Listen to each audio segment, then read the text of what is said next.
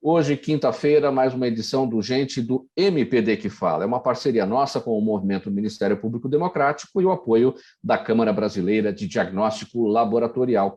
Vamos escalar, então, a partir de agora, os nossos convidados de hoje, que vão ajudar aqui nas análises e nos debates dos nossos temas.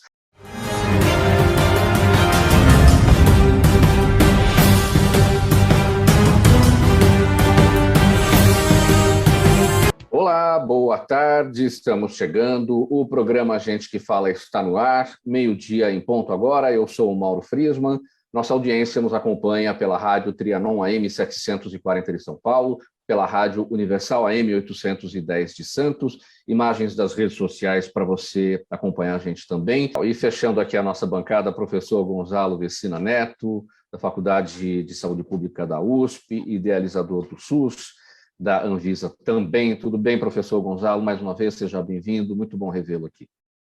Bom dia, Mauro. Bom dia também aos companheiros e companheiras aqui da bancada e a quem nos está assistindo.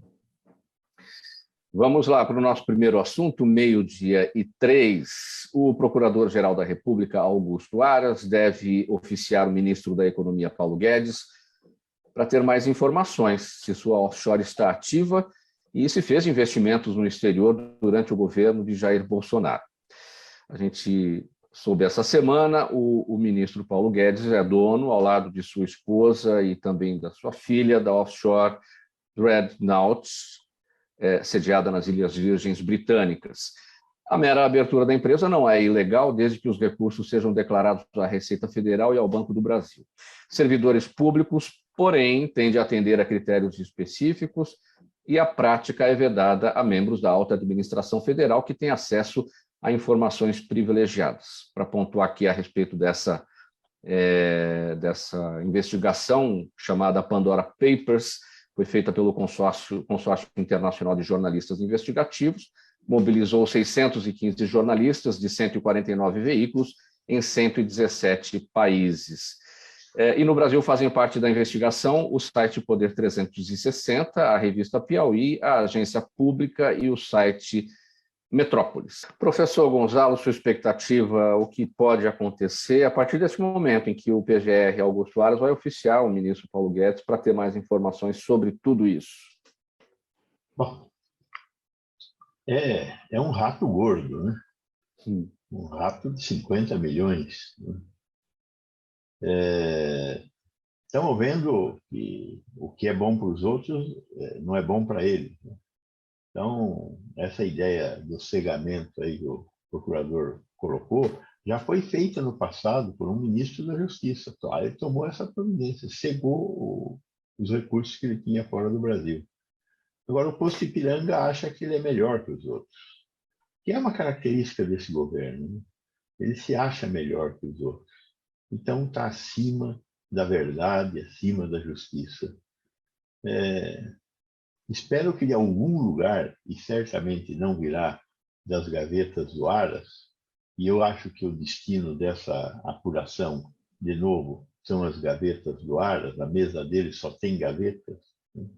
E as gavetas só recebem, não vomitam nada.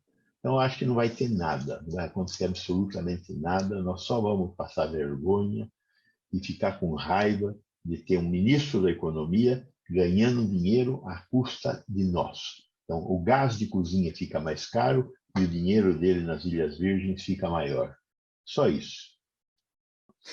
As duas últimas décadas foram marcadas por uma piora da imagem do Brasil em aspectos que vão da sofisticação da economia à percepção de segurança e corrupção. Um levantamento feito pelo jornal Folha de São Paulo mostra que o país foi ultrapassado por outras nações em 7 de 8 rankings em quesitos considerados importantes por investidores, como solidez democrática, liberdade do ambiente de negócios, complexidade das exportações, combate à corrupção, renda per capita, produtividade do trabalho e segurança. A exceção foi o Índice de Desenvolvimento Humano, IDH, no qual o país obteve um modesto avanço desde 2010. Professor Gonzalo, quero ver o senhor otimista. Tem meio copo cheio nessa história? Vamos lá, quero ver seu otimismo hoje. Não, me Não? desculpa, Mauro, mas eu não consigo acrescentar nada de positivo ao que a doutora É. Andréia, o procurador José Américo, colocaram. Eu estou absolutamente desanimado. Eu estou sob o impacto de 600 mil mortes evitáveis. Eu estou sob o impacto da gente não ter comprado vacina. Eu estou sob o impacto da gente ter jogado 235 milhões de reais em medicamentos na lata do lixo no Ministério da Saúde. Estou sob o impacto de um ministro da Saúde que, para se comunicar com a população, usa o seu dedo em dedo médio. Quer dizer, como é que eu posso ter algum tipo de perspectiva nesse momento? Né? Eu estou absolutamente desolado, Mauro, absolutamente desolado. Eu não consigo. Esse governo é homogeneamente destrutivo, homogeneamente destrutivo. Destrói a escola, destrói a saúde, destrói a justiça, destrói tudo. Onde ele põe a mão, ele destrói. E como o sistema de pesos e freios e contrapesos não está funcionando, nós esperávamos que esse sistema funcionasse numa democracia. Então, o Congresso brasileiro teria que tomar medidas para fazer com que o executivo fosse compensado. Não estou vendo, não estou vendo isso. Eu estou muito preocupado com o futuro do Brasil, muito preocupado com o futuro do Brasil. Professor Gonzalo, olha, o avanço da vacinação e a queda dos casos de Covid-19 desencadearam anúncios e estudos para flexibilizar o uso de máscaras em locais abertos e livres de aglomerações, como no Rio de Janeiro. O prefeito lá, o Eduardo Paes, informou no começo da semana que o fim da obrigatoriedade dessa proteção já pode ocorrer no dia 15 de outubro agora. Aqui em São Paulo, essa possibilidade ainda está sendo estudada e a liberação deve ocorrer quando os índices de vacinação superarem 90%. Aí, especialistas ouvidos pelo jornal Estado de São Paulo apontam que esta é uma questão que deve considerar planejamento, dados sobre o avanço da pandemia e cautela dos gestores. A sua avaliação: é hora de suspender a obrigatoriedade do uso das máscaras de proteção em locais abertos? Nem sonhando. Tem duas questões. Uma questão é a quantidade de pessoas vacinadas. Então, hoje nós estamos com 42% das pessoas totalmente vacinadas. A outra questão é a quantidade de gente que já teve a doença. Quantas pessoas já tiveram a doença? Provavelmente, o número oficial é 10%, mas pelos estudos de soroprevalência que nós temos, eu estimo em 30%. Não dá para somar os 30 com os 40, não dá 70. Tem muita gente que teve a doença e foi vacinada e vice-versa. Eu estimo que entre 50% e 60% da população ou está protegido porque teve a doença ou está protegido porque foi vacinado. Mas tem o resto da população que ainda não teve nada. Nós temos muita carne para ser frita, muita morte para acontecer nessa população ainda. Então, na verdade, a gente tem que ter dois critérios para tomar essa decisão. O primeiro critério é a vacinação, o segundo critério é a velocidade de transmissão. A velocidade de transmissão tem que estar abaixo de 1, o tal do RT. Ele hoje está próximo de 1, abaixo, mas está próximo de 1 ainda. Nós estamos tendo algo em torno de 400, 500 casos de mortes por dia na média móvel.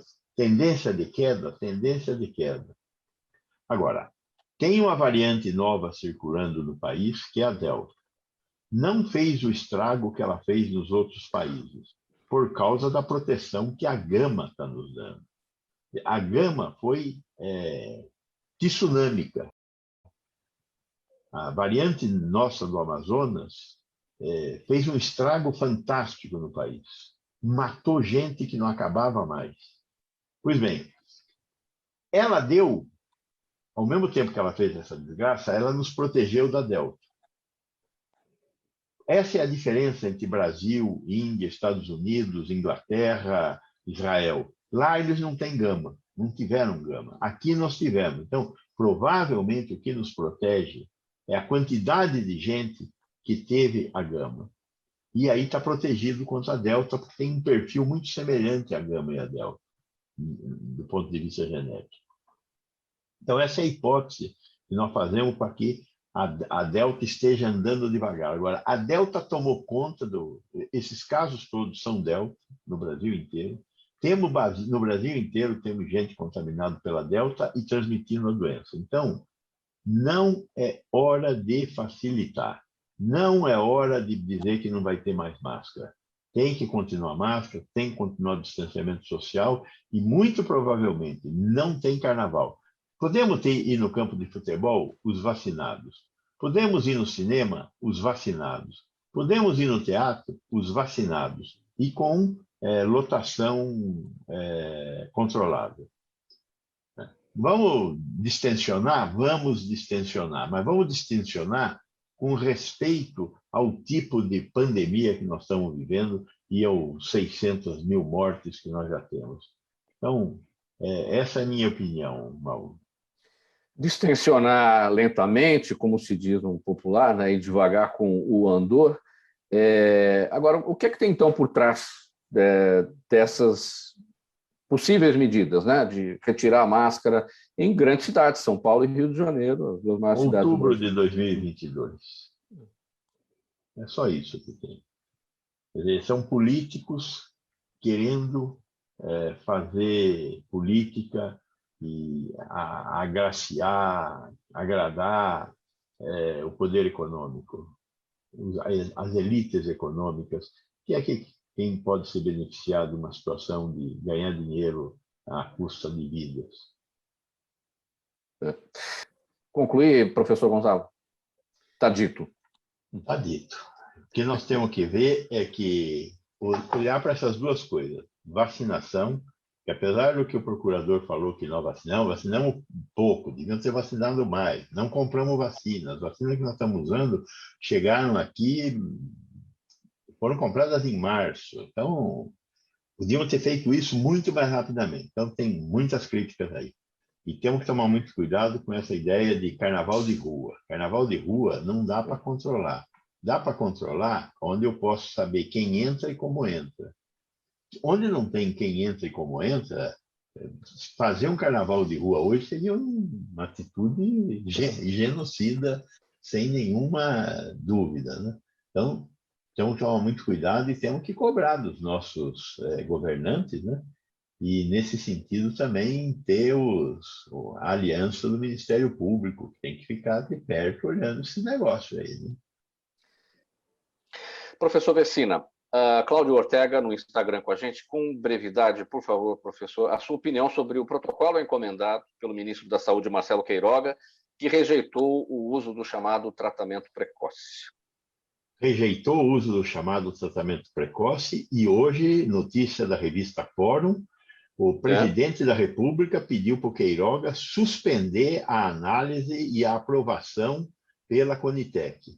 Então, eu sou absolutamente favorável ao trabalho que o Carlos Carvalho fez nessa comissão, foi fantástico. Esse kit Covid só mata as pessoas, não salva. Porém, o presidente mandou suspender e o Queiroga obedeceu, como só ia acontecer, né? Muito bem, minha gente, vamos pôr um ponto final nessa edição do programa Gente que Fala, edição de quinta-feira, é o Gente do MPD que Fala, parceria nossa com o Movimento do Ministério Público Democrático e o apoio da Câmara Brasileira de Diagnóstico Laboratorial. Realmente o tempo voou hoje e eu terminando aqui de forma improvisada, né, em razão da falta de energia aqui, peço desculpa a todos.